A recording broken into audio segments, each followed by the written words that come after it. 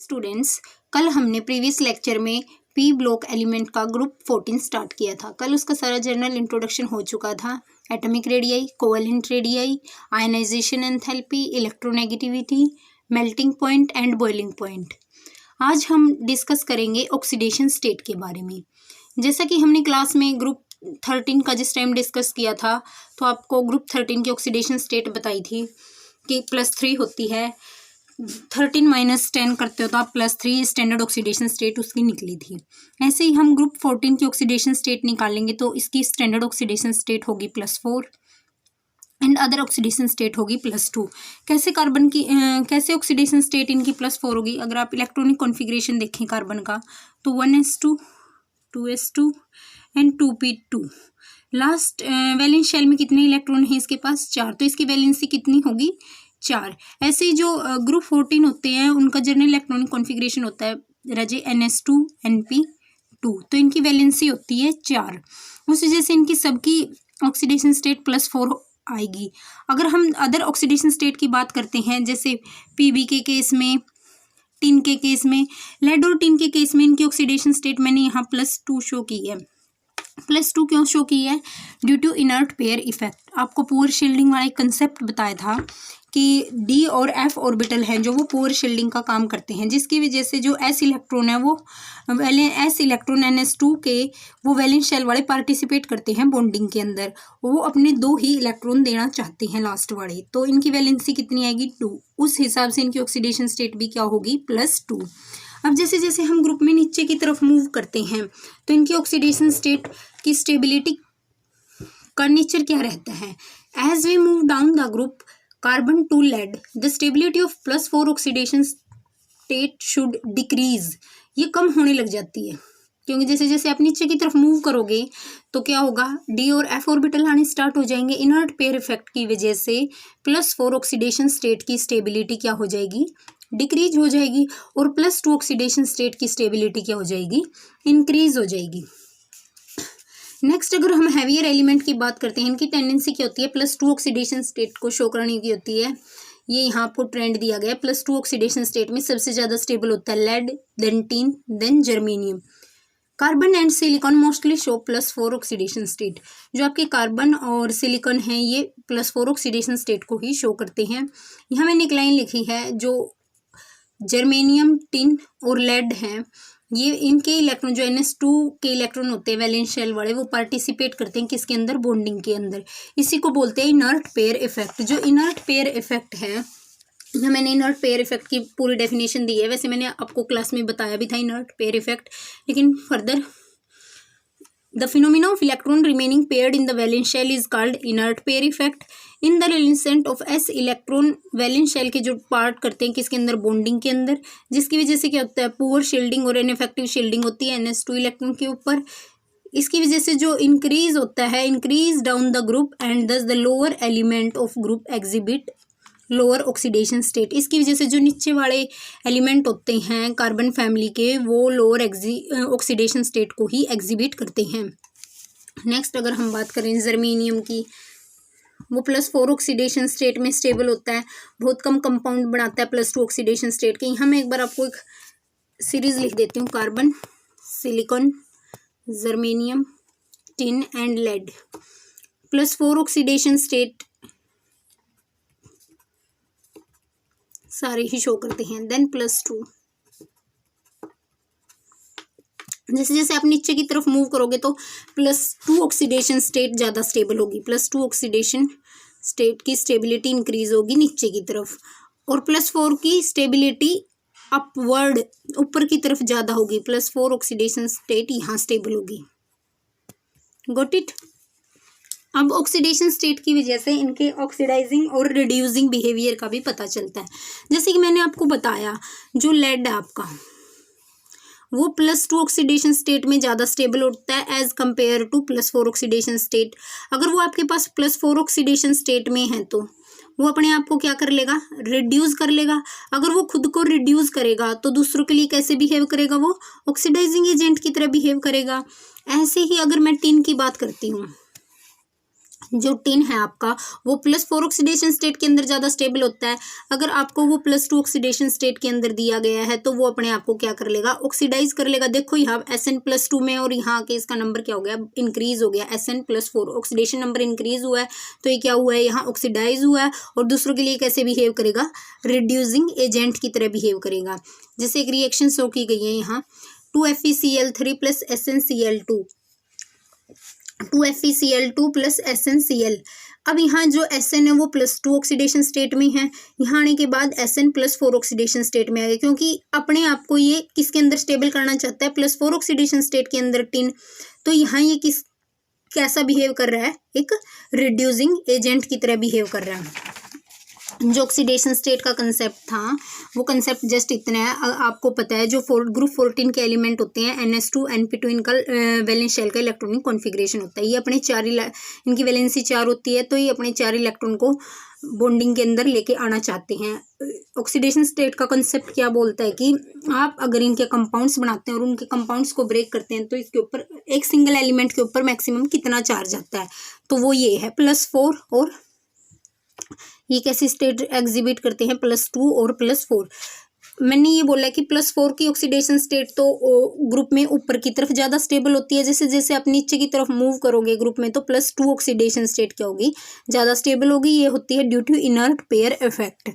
अगर मैं आपको ट्रेंड की बात करूँ तो +4 ऑक्सीडेशन स्टेट के लिए तो ट्रेंड आपका होगा सबसे पहले carbon, then silicon, then germanium, tin and lead. +2 की अगर मैं बात करूं तो कार्बन सबसे कम स्टेबल होगा +2 में, then germanium, then tin and then lead सबसे ज़्यादा स्टेबल होगा +2 ऑक्सीडेशन स्टेट के लिए। Got it. नेक्स्ट हम बात करते हैं फजान रूल की। फजान रूल आपने पढ़ाई होगा कि smaller is the cation, greater is the covalent. क्या बताया था कि आपको अगर एक छोटा सा कैटायन एक बड़े एनायन के इलेक्ट्रॉन क्लाउड को क्या कर लेता है, पोलराइज कर देता है आसानी से। तो जितना आपका कैटायन का साइज छोटा होगा कोवेलेंट कैरेक्टर उतना ही ज़्यादा होगा। यहाँ देखिए SN4 के केस में कैसे कंपाउंड बनेंगे, कोवेलेंट कंपाउंड बनेंगे, क्योंकि यहाँ कैटायन का साइज क्या है, छोटा है। अगर SN2 की बात करूँ तो उसके कंपाउंड कैसे बनेंगे, आयनिक इन नेचर बनेंगे। Got it. आगे हम सबसे मेन प्रॉपर्टी की बात करते हैं, कैटिनेशन प्रॉपर्टी। कैटिनेशन प्रॉपर्टी आपने 10th क्लास में भी पढ़ी है कार्बन की। कैटिनेशन प्रॉपर्टी क्या होती है, self linkage, the property of self linkage leading to the formation of long chain and ring is term as catenation. Carbon अपने जैसे ही दूसरे कार्बन के साथ मिलकर क्या बना लेता है, लंबी लंबी चेन्स बना लेते हैं, रिंग्स बना लेते हैं। इस प्रॉपर्टी को आप क्या बोलोगे, कैटिनेशन प्रॉपर्टी बोलोगे। कार्बन के अंदर सबसे ज़्यादा टेंडेंसी होती है कि वो सेल्फ लिंकेज करता है। ये मैंने आपको यहाँ ट्रेंड दिया है कैटिनेशन का। कार्बन में सबसे ज़्यादा कैटिनेशन प्रॉपर्टी होती है, देन सिलिकॉन, जर्मेनियम और टिन में ऑलमोस्ट सेम होती है, देन लेड में बिल्कुल ना के बराबर होती है। ये बॉन्ड एंथैल्पी के हिसाब से भी देख लो, आपकी कार्बन कार्बन की bond enthalpy 348, then silicon, germanium और टिन की जो बॉन्ड एंथैल्पी होती है एलिमेंट टू एलिमेंट, ये डिक्रीज हो रही है जैसे जैसे आप ग्रुप में नीचे की तरफ मूव कर रही हैं। तो इस वजह से जो इनकी कैटिनेशन की टेंडेंसी है वो भी डिक्रीज हो रही है।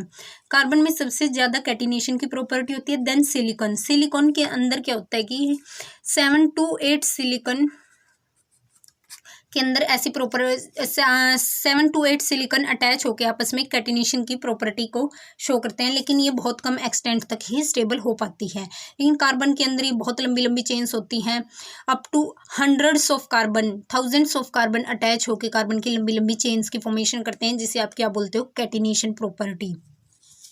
नेक्स्ट मैं कार्बन की बात करूँ तो formation of multiple pi bond या मल्टीपल बॉन्ड्स या फिर पाई बॉन्डिंग। कार्बन सबसे ज़्यादा स्टेबल होता है मल्टीपल बॉन्ड्स में। ये अपने साथ जैसे carbon carbon double bond, carbon triple bond, इसे आप एल्कीन, एल्काइन, कार्बन ऑक्सीजन के साथ डबल बॉन्ड की फॉर्मेशन करता है, नाइट्रोजन के साथ कार्बन ट्रिपल बॉन्ड की फॉर्मेशन करता है नाइट्रोजन के साथ, साइनाइड्स वगैरह।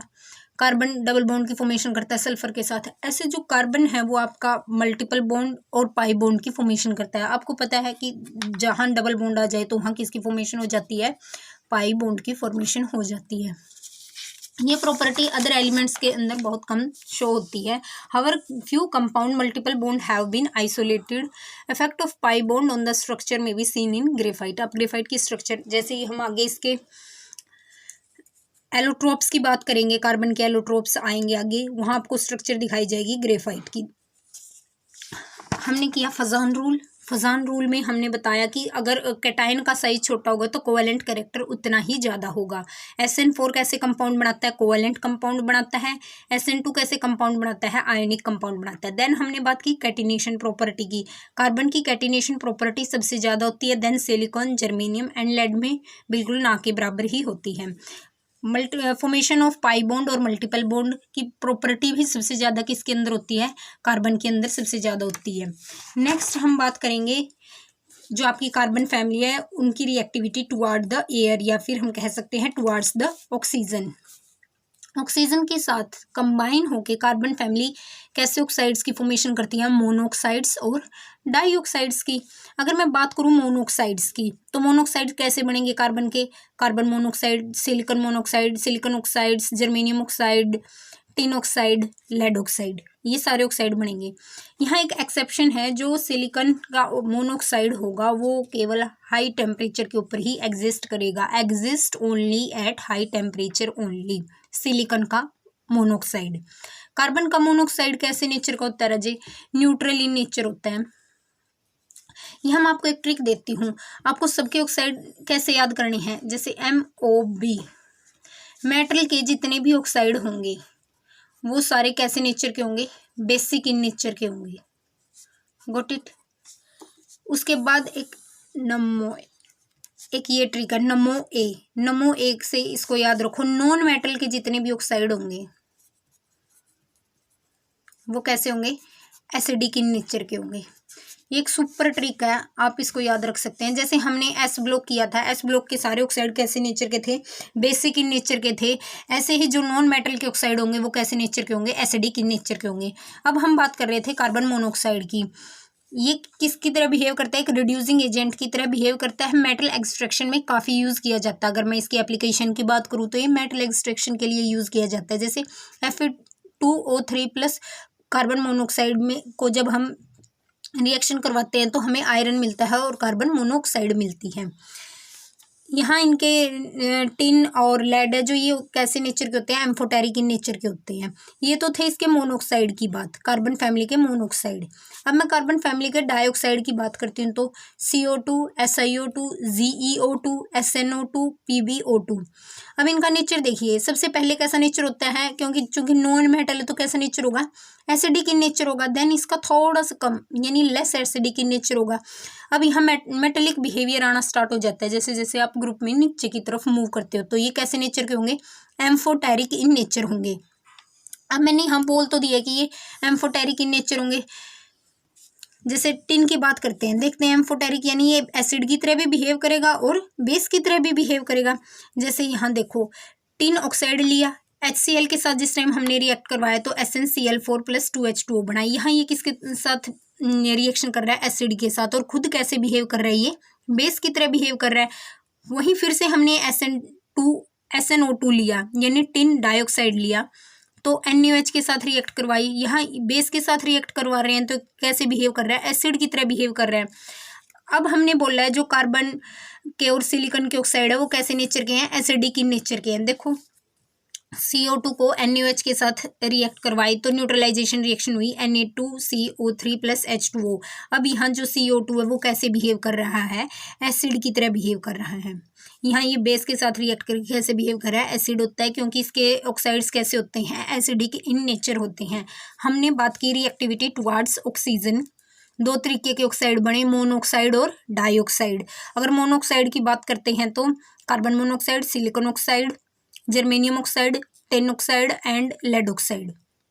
जो SiO है यानी सिलिकॉन ऑक्साइड है वो केवल हाई टेम्परेचर के ऊपर ही एग्जिस्ट करेगा।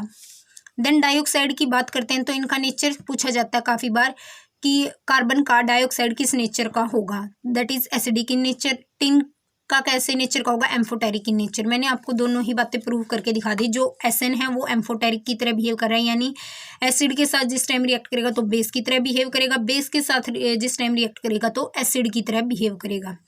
आज के लिए इतना ही। कल जो हम क्लास करेंगे उसमें आगे इनकी जो रिएक्टिविटी प्रॉपर्टीज़ है विद वाटर, हेलोजेंस एंड इनके एलोट्रोप्स की बात करेंगे, कार्बन के एलोट्रोप्स की। कल के चैप्टर में पी ब्लॉक की जर्नल ट्रेंड हो चुका था सारा। आज ऑक्सीडेशन स्टेट, ऑक्सीडाइजिंग और रिड्यूसिंग बिहेवियर, फजान रूल से कैटेनेशन प्रॉपर्टी, मल्टीपल बॉन्ड और pi bond and reactivity toward oxygen, आज ये कंप्लीट हो चुका है। Then thank you and have a nice day.